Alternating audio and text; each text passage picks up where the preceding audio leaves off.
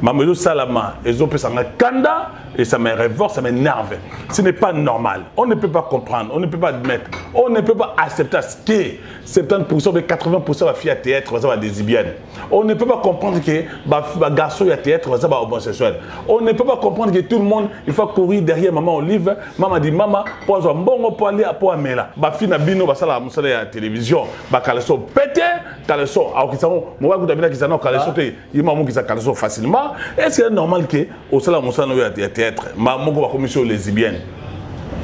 Comme vous voyez, nous bassons nos joyaux. Et c'est normal parce que pour un succès, pour qu'après tout le monde a mutuka, qu'après vous en avez bien, mutuka zuyo, à mon béton affaire.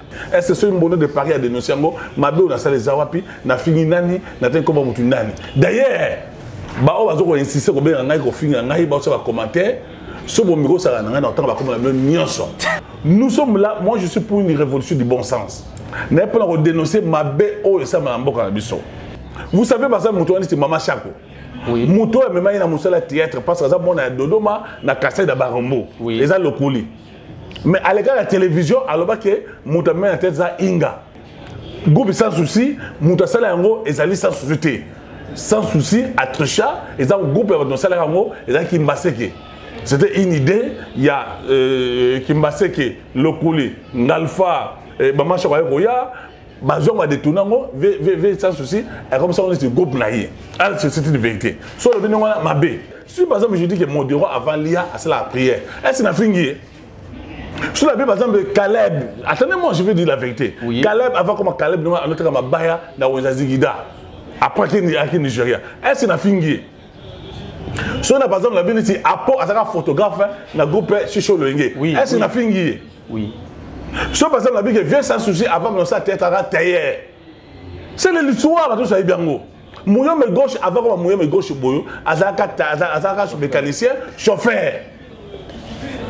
Azuma bana il y avait une radio dans l'école, mouillon mais gauche azal lelo. Est-ce qu'il a fini mon vraiment? Sur la Bible va faire soit kabasimo ba kisi. Est-ce qu'il a fini mon? So on a le par exemple groupe par exemple évangéliste, toi tu connais évangéliste. Très bien. Et Koufa pour la Kindumba. Est-ce qu'il a fini? Est-ce qu'il a tangi comme un muntu? Attendez, être chrétien de façon globale. Nana a bien monté par exemple groupe il y a un groupe évangéliste et Koufa pour la Kindumba. Nana a bien monté Caleb par exemple moins sérieux. Il prétend être évangéliste, il prétend être un homme de Dieu, mais ce qu'il a en train de faire, c'est déplorable. Est-ce qu'il a fini? Aux yeux de l'Europe, il y a une ingratitude. Loulé. La joie, il y a un théâtre, l'élection a formé. Mais ce n'est pas grave, si on met mal le théâtre. Mais ingratitude, vous savez, je vais vous dire une vérité. C'est moi qui ai fait sortir Loulé. Lui, il a un théâtre, il a un servant dans Sainte-Éloi, secrétaire. Dans la nuit, Loulé, c'était un menteur, il a le couta. À Salini.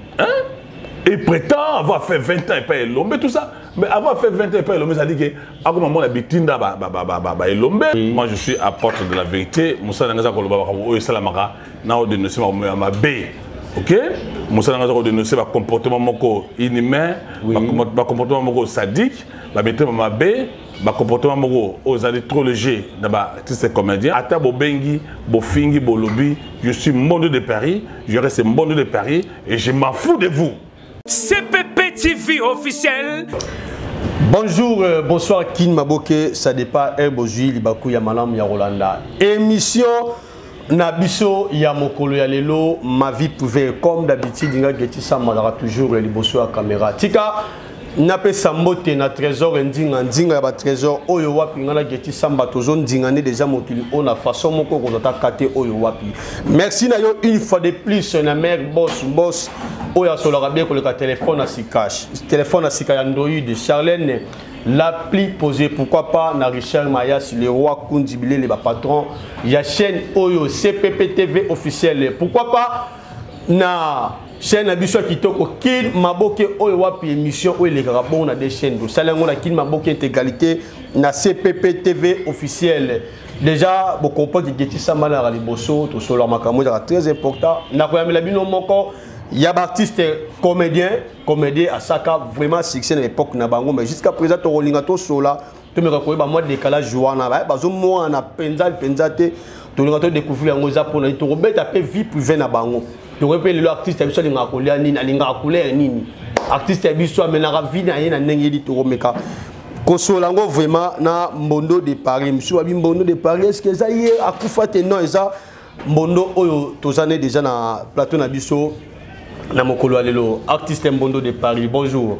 Bonjour monsieur le journaliste et merci pour l'invitation. Merci.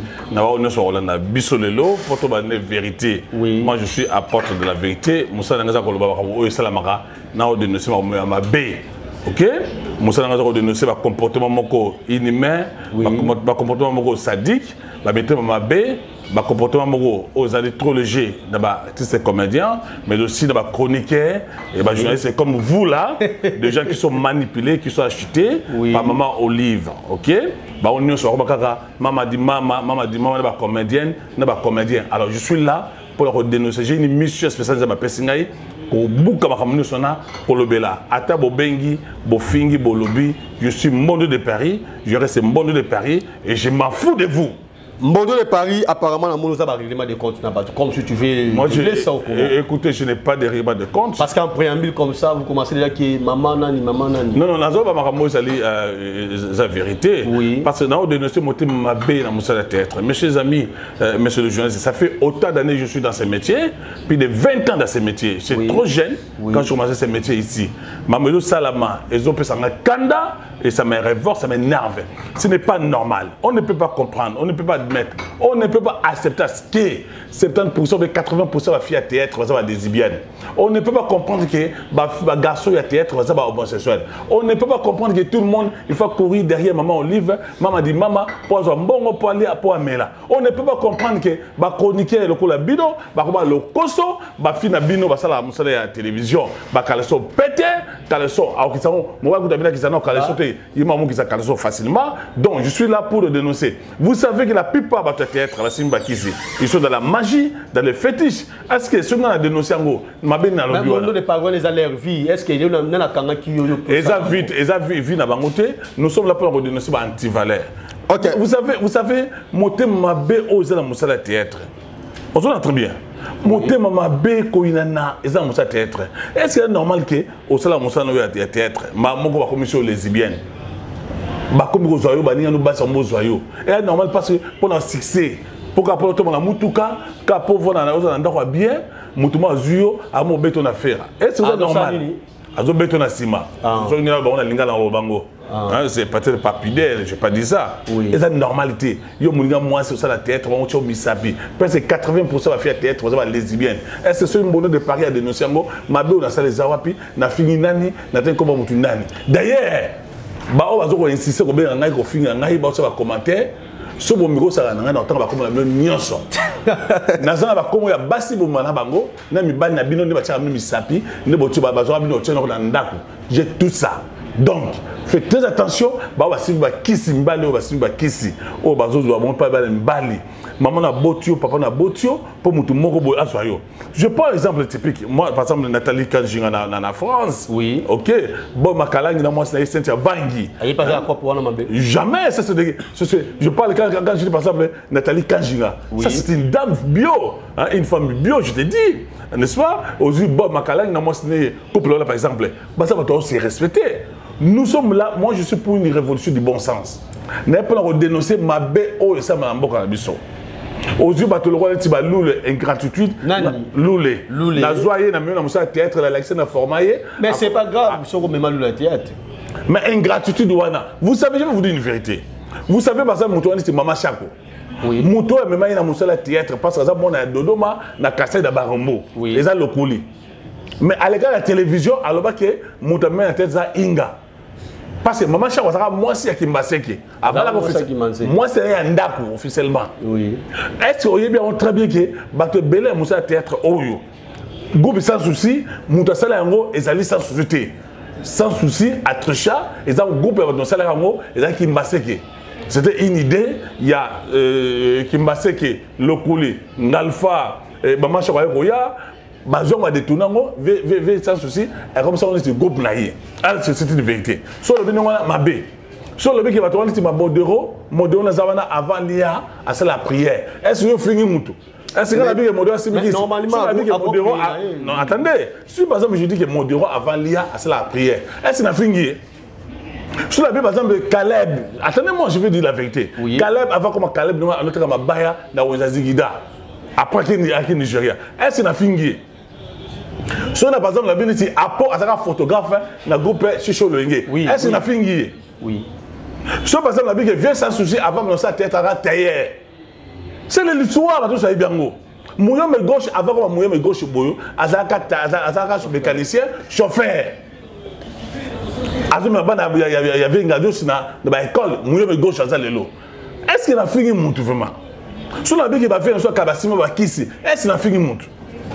Merci à qui cette raison on a ma solo parce que ma solo nous a pu intéresser tu vas profiter na si on a par exemple le groupe par exemple évangéliste toi tu connais évangéliste très bien et Koufa pour la Kindumba est-ce qu'il a fini Bazaba chrétien est-ce qu'il a tangi comme un muntu attendez être chrétien de façon koloba nana bien monté par exemple groupe il y a groupe évangéliste et Koufa pour la Kindumba nana bien monté Caleb par exemple moins sérieux il prétend être évangéliste il prétend être un homme de Dieu mais ce qu'il est en train de faire c'est déplorable.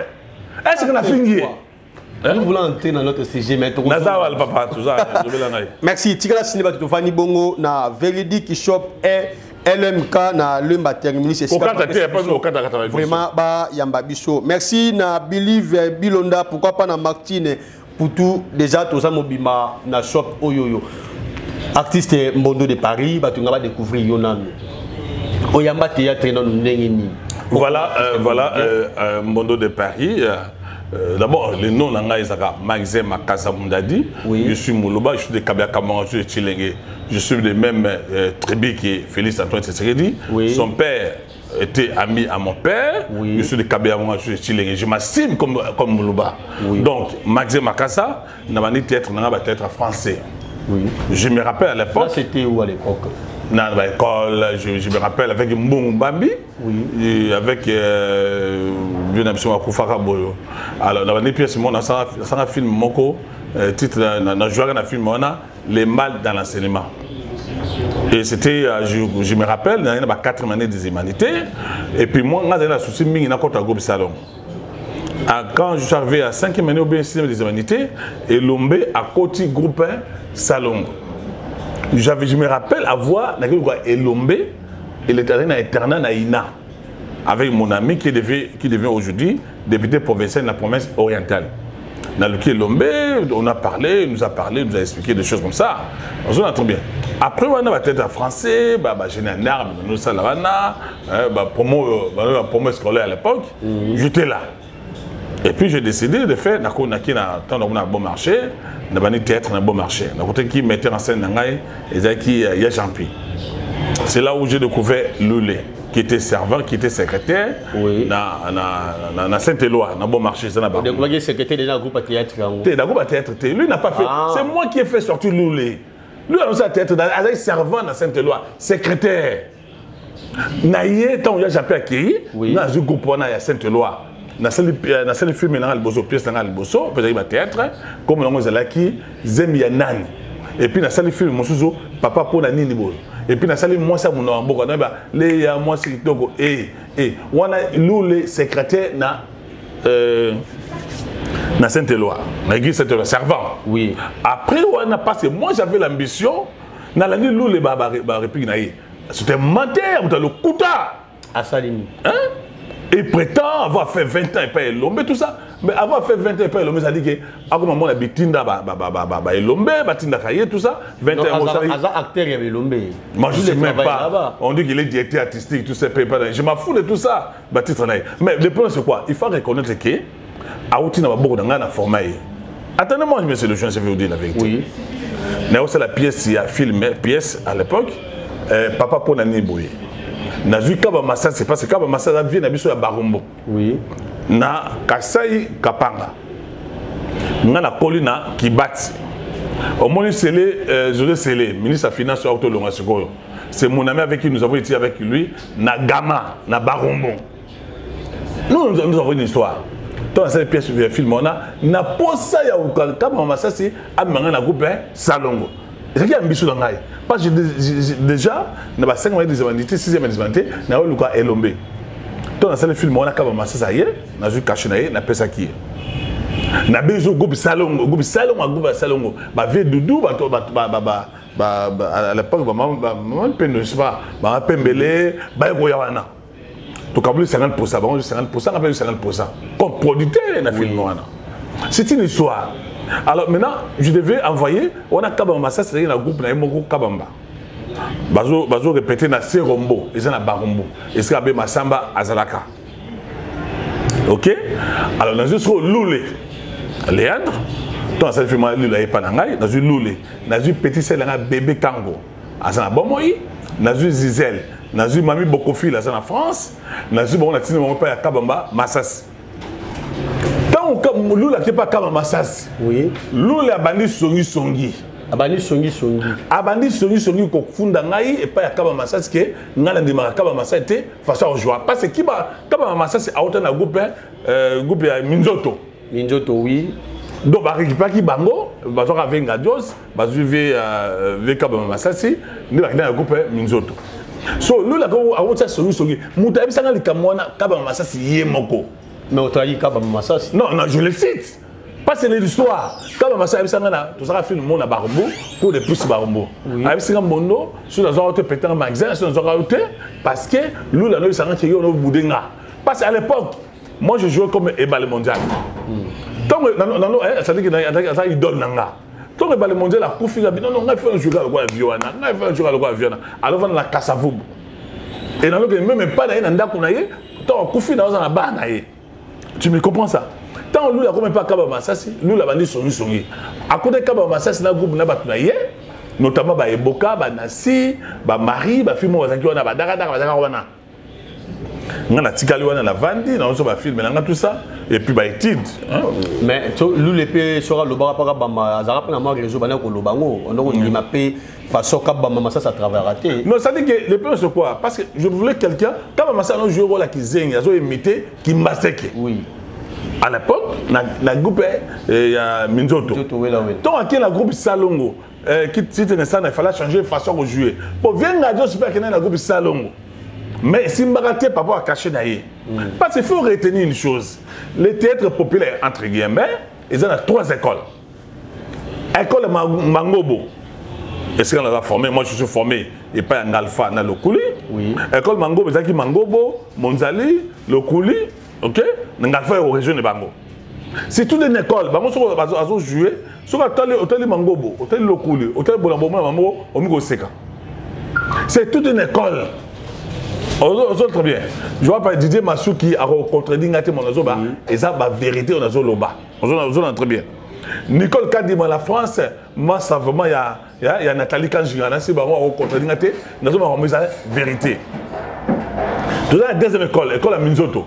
Au moins, il y a Sobe, au moins, il y a Saï, au moins, il y a Vembalio Sombo, au moins, il y a tout soit ça la tête, soit la bina. Le groupe Minzoto, ils danse. La musique et la danse. Opérette.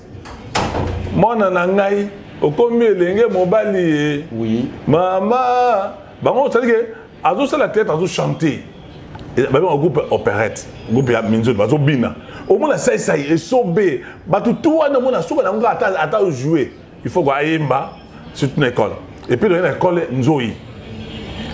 Et puis, comment il école Nzoï, comment il m'a boqué, c'est le salon. C'est une école. Après, on a le Moana, il n'y a pas un groupe, et pas un alpha. Non, avant qu'il n'y ait pas un alpha, je vais préciser. Oui. Vengadios, Mbalo Sombo, à l'Omwaka, et pas Vengadios. Il avait créé le groupe Naye et Kanangenge. Bazo répété na Barumbu, na Café Zouao, na Kassai. Tu étais parmi les artistes qui battent. Non, je vais te dire une histoire. Surtout, ils ont la moyenne gauche. Bazo répété na Kassai, na Café Zouao. Tant que Poto, j'avais attendu que Vimbalo Soubakina Poto na Vengadios à l'époque. Tant que Poto, Vengadios, du groupe a abandonné un mot.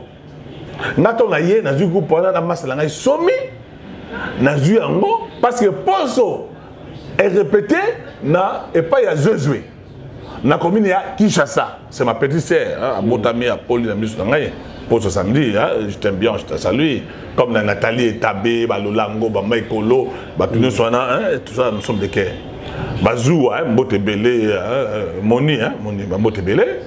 Alors Nous avons groupe la commission groupe Bisengo. Bisengo papa. Et ils ont empêché les études. Quand il fallait aller au campus, je suis allé chez mon grand frère, Nanangingil, tout ça.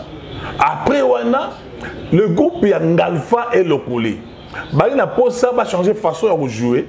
Il a posé ça pour tout le monde, français. Comme moi déjà, j'étais étudiant à l'époque. Hein, quand j'étais étudiant, après, normalement, journaliste. Oui. J'ai présenté une émission, Tribune des livres. Une émission d'analyse des critiques des œuvres littéraires. Vous comprenez que pour lancer l'émission là, il faut dans la moutour. Très bien. Na mettre le Malou Massanga. Oui. Pasteur Léo Moukoulou. Je faisais partie le poète des renouveaux. Écrivain à Congo. Moi, je faisais partie. Même j'écris même des livres. Oui. Tu vois, c'est pas facile. Pour aller rapide et intégrer le mouvement, il y a. Na côté pas en alpha. Le coup a baptisé la Congo ya Mbondo. Pourquoi? Parce que il a dit, et le coup l'avait dit est-ce que Moutoui la mission est sérieux? Sérieux. Un homme intelligent, un homme intègre, un homme discipliné. Le coup la ça comme ya Mbondo a Pessingaï. Na côté pas le coup dans alpha, na cinq de test na établi la banane. Na no jouer na bandi, j'ai quitté Ngingi. Na ça ko ya na Kigoma Kasai wana. Tant que nous avons Makolo, papa. Maintenant, on a eu d'appeler ce mot d'aka Bolingo Yassika. Bolingo Yassika. Voilà. Bolingo Yassika. Le langue, moi si il y a maman connaît qui moi si il y a le Kuli, le Kuli sur le Mbanda, le langue. Le langue. Na compté dans 7e épisode. Makina Bizam Zambi. Na compté dans 11e épisode. Telle la patience wana. Oui. Quand on a la capacité, quand on a discipliné, poli, bonne manière, pour qu'on a son arrêté, on a fini à battuter, nous appelons à battuter. Bon, le barra, vérité. La vérité apporte la vérité. N'a la pièce parisien refoulé. Des pièces où on a parisien refoulé, ce n'est pas n'importe le basson banda awa, batonga va investir à partir de PCA parisien refoulé. Papa n'a mati. Quand on a fait le film parisien refoulé, c'était parce que j'ai attendu dit n'importe quoi. Le colis que son nom repose en paix. Oui.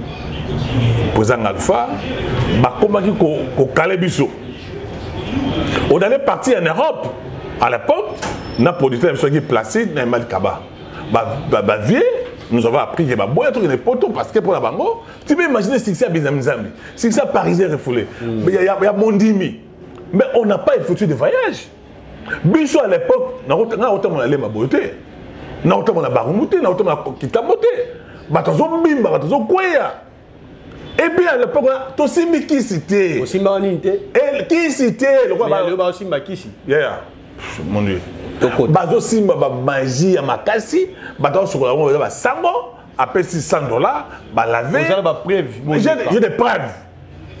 On a contredit na Aïsanga. Musu nangala ba mo za matongi wana. Nangala ba matongi. Na boko na bona pesa la référence. Pe na iba to akena kuna. Na sango mo za na la matete. Na sokola bango, au paye $100 ba sokolio. J'ai des preuves. Mais je suis resté à Pont-Tournant pendant plus de 5 ans. Aucun Timamba, aucun Fontier, aucun Tchétier, aucun on dit so boni attendez, au moins ma soako. Peut-être ma soako, mais ça va succès pétrole. Aza petit na nga ya kati, ayebinga bien. Basokola kuna. Papa océan, ba yebinga bien. Tendresse, fio tendresse au mikolo na.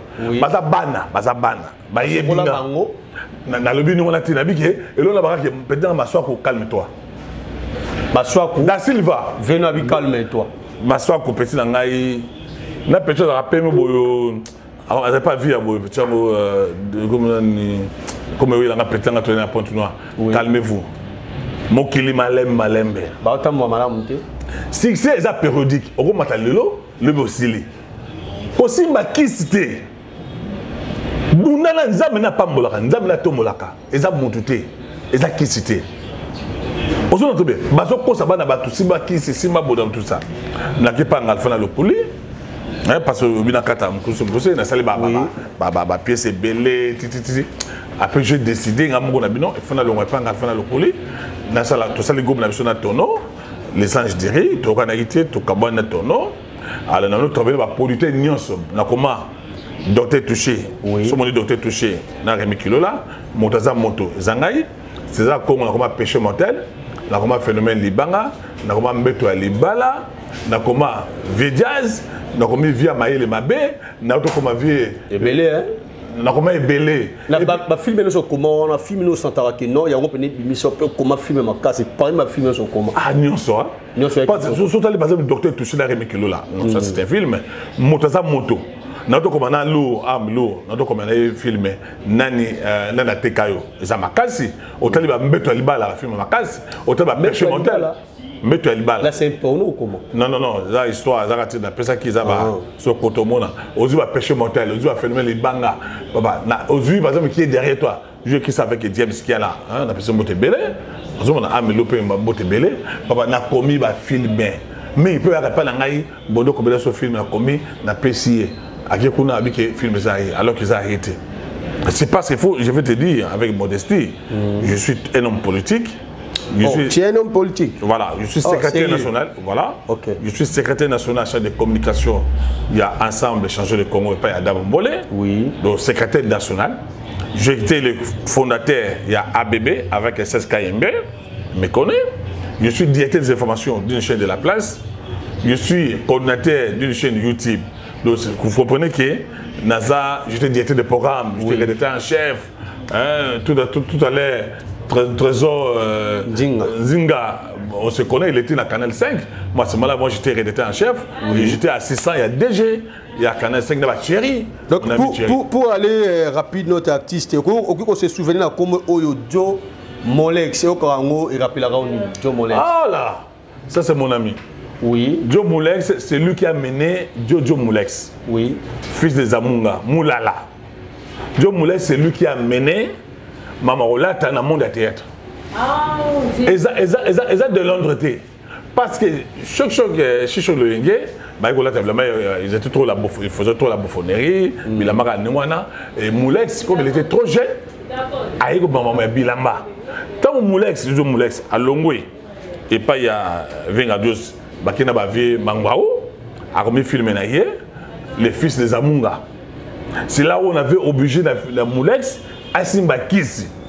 Et quand Moulex, c'est que je vous dis. Oui. Nalira Simbakisi. Ba Mangwao, de fait, que son nom repose à paix, ba Mangwao, ba Chakala, ba Bissi Moulex, non. Si on a posé au succès, il faut Simbakisi pour pied Sayo et Tambola. Et ça, c'est là où Moulès a bon la montema à Tigara Biloko Wana. Mais toujours qui est l'histoire. Est-ce que Moulès c'est moi de nos santé. Moulès c'est moi le bas ambiqué na chuchu le nge qui c'est la cas. Je donne un exemple typique. Venga Dios to va na Barumbo, na Milano. Rien na potamo na lokolo. Venga Dios na Milano. Je le cite. Bien que via quoi, non, il y a Koufa tout ça. Venga ça va baisser mon vieux, blanc on estime à sauter, il faut changer ma méthode. On a vu quand ça est là Shogun, toi Shogun, tout est Shogun. Oui. Mais tu es Shogun avant dans la Milano. Tout est Shogun vit na artistique d'année. Bah ça va pas la vérité. Bah si ma belle on y attend wana. J'ai aimé ma sœur, c'est un bagarre. Nzamba Pambola, Nzamba protégé. Oui. Nzamba chapelle de vainqueur abattre la yo. C'est un bagarre abusif parce que Azara lesbienne. Que la plupart des filles, oh, ils ont baby ça bango, c'est des bagages dans le bango. Ils ont naïté. Bon, ma bonne naï, ils ont wapi. Si on a le par exemple, on va pas calorie, on va modéro, baza va toi mettre ma bé. Est-ce que la fille bango? Si on retrouve la producteur, parce que songi, bah ça va déstabiliser. Ils m'ont combattu par Rémi Kilo là. Ils ont combattu dans nos loulés. Est-ce que la vie monte ma bé ça va? Balingi va devoir évoluer. Car bango. Nous avons habité dans le monde du théâtre et comment ma fille habite au théâtre, comment elle s'en pète. Pour voir un film, il faut producteur, on a n'importe quoi. À $1 000, $500, il y a sur la film, à Zuba film sur le théâtre, à qui ça va caleçon, après ça va $15, $20, $10, n'a pas de chambre dans bango. Nous avons bien monté. Et comment on est bon? Et ça la nengo wana. C'est une habitude de Zalata. Oh, nabe, ma producteur moi bato la potona. Il c'est quoi comme des dieux, comme des millionnaires, des milliardaires, c'est quoi trop? À ce moment parfait ba 1 euro, ba 2 euros à tirer nzoto, à ce moment ba sika, à côté maki ayawa, à ça va faire théâtre. Oh, il est bien monté? Hein? Ce qu'on peut dire que c'est des théâtres qui a mis au calme à un moment où ils ont bon. Non, vous savez, La film, le roi, parce qu'il faut la rencontrer. Oui. La personne qui est à YouTube, Beta Parisien refoulé. Tel le film, Wana, Beta Bizamzambi, Beta Mbetu ya Libala. On s'en entend bien. Oui. Beta Péché Mortel. Au petit par exemple, docteur touché, ma film on a coma, ma film on a joie, Bakala Libala, Mondimi. À l'époque, il n'y a pas d'Abisso. Moi, je me rappelle. Moi, c'est quoi sa personnalité. Le lot va mettre en scène. Avec moi, si il y a sa caleçon en 4. Ma caleçon sur 1000 francs, 500, 2000 francs. Il y a noir, il y a pembe, il y a orange, à Tchébou. À notre époque, nous sommes en cité. Le lot va produire Wana. Azur a toujours la film, il y a plus de $10, $20, $30. Moi, je me rappelle à l'époque d'un Galfé le coulis. Moi, j'ai touché ça $50. Pas filmé, pas épisode. Mais le lot, théâtre Koufi, il touche combien? Maintenant, ils ont combien? Et comme ils ont producteur, ils ont metteur en scène, et ça va président de mon groupe. Oui. On y a pour ça au théâtre. Il y a Biminayo, soit sur Banayo. Après, je ne suis pas metteur en scène, metteur en scène ici, après, je fais répétition. Mais papa, ils ont ma fille, ils ont dénoncé à monter, ils ont dénoncé à monter. On y a Moussel, par exemple, au côté, par exemple, la groupe Moroboyo. Ils ont imposé, on paye ça $50. $30. Oui. Tant on peut payer $50, $30, on a un. Ils t-shirt. Ils ont très bien. Si par exemple, on ne pas Caleb, je le cite. Mais ça va être Caleb, il est qui là, c'est Caleb? Il y a pas autant de pas ça. Si on n'est pas Caleb pour jouer, pas Caleb, il faut que ça donne sur $50. Alors, ce t-shirt, comment lui devient, si Dieu ne sait même pas. Hein? Mon ami Julien, cousin, frère, Julien. Caleb n'a combien de films où on peut faire jouer? N'a combien? N'a combien? Passer à Lovaka. Passer à Lovaka. Passer à Lovaka. Vous l'avez déjà? Non, il y a bien ça, madame, répétition, faire jouer en haut. Mais qui est au courant? Mais Azam, on ne peut pas Lovaka. Dans ce film, on passe pas Lovaka. Caleb peut jouer. Batumoussou a bien battu ça, il nous sacré sur Batouani, tout ça. Mbondo, tout ça, Mbondo, c'est Mbondo. Monsieur, il faut m'appeler pour m'appeler. Et je te mets en garde, je ne suis pas ton ami. Et tu pas tout ça, tu m'appelles, Mbondo, toi tu es intellectuel, tout ça, tout ça. On a ça un plaisir de ça dans Bango. Et puis il m'appelle là pour Assané Séalo Balangaï. Là, c'est la fille Moutouana. Moi, je te connais quand tu es venu dans la Prince d'Iri comme chanteur. Oui, Bible Pasuki. Maintenant, tu m'appelles que c'est base de quoi? Na fin à mon douté, na bande vérité. Par exemple, très bien. Si on dénonce anti-valeur, ma pratique par exemple, on va président, à président, moi si à mon passe à Epanayo, on obligé à payer $50, $30. Et pour ce t-shirt, on commence à jeune forcé, et puis on a demandé, à ce moment de dénoncer, on a mabé, on a mabé, ils ont un secret professionnel.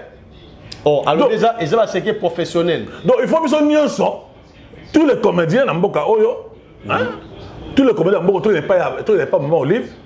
Et j'ai toujours dit ça, Maman Olive, il devient son mari, c'est l'homme le plus riche puisque le Congo. Il a pillé, attendez, il a pillé ces pays ici. Il a pillé les 120 concessions minières, 120 tout attributs dans ces pays. Bon, il y a sur la bataille. Et je donne l'exemple. Attendez, attends, ça fait la été. Non, non, non, tu étais là, qui n'a pas la bonté. Le soir à Béni. Et ça, le roi dit, vu ma soumouté, puis de 20 ans, comment il fait prouver naïe, soit il fait ma soumouté, puis il un jour sans date, après 6 mois, c'est moi, après 6 mois naïe, tout ça. Et c'est un homme associé à ma comédien. Alors que c'est l'idée.